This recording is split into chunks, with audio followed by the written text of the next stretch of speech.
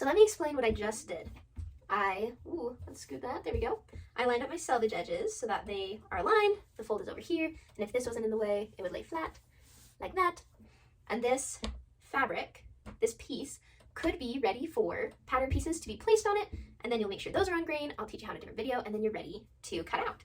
What I just did is called a lengthwise fold. That's how most projects call for. They want you to fold selvages together. That's called a lengthwise fold. And you'll notice too that the right side of my fabric is on the inside and the wrong side is outside. Right sides together. That's typically how we fold fabric. Right sides together, lengthwise fold. That's not always the case. I'll show you another situation that you might come across. If your pattern piece, if your project calls for it, you may need to do a crosswise fold, which would be you fold the selvage edges on top of themselves. So see how this is all the same selvage, and then you line up your cut edge as well. And this is a crosswise fold. So you would do a crosswise fold for a crosswise layout if you have extra wide pieces.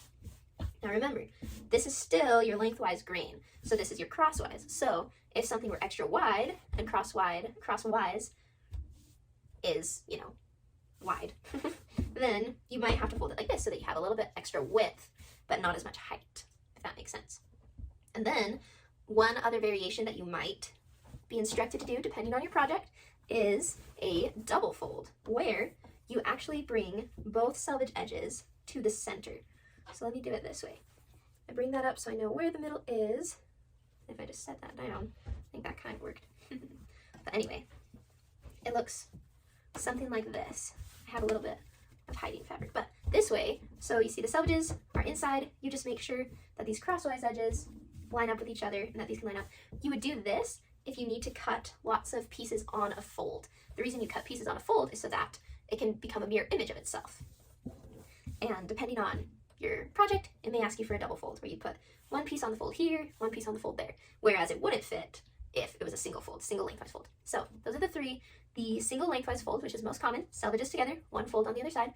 The double fold, shown here, also lengthwise. See, the lengthwise is still going this way. Fold, fold. Or the crosswise fold, where you fold the crosswise together, and that is good for wider pieces. So those are the three ways you can lay out your fabric. Generally, always right side to right side, and you will go more into that in the layout video.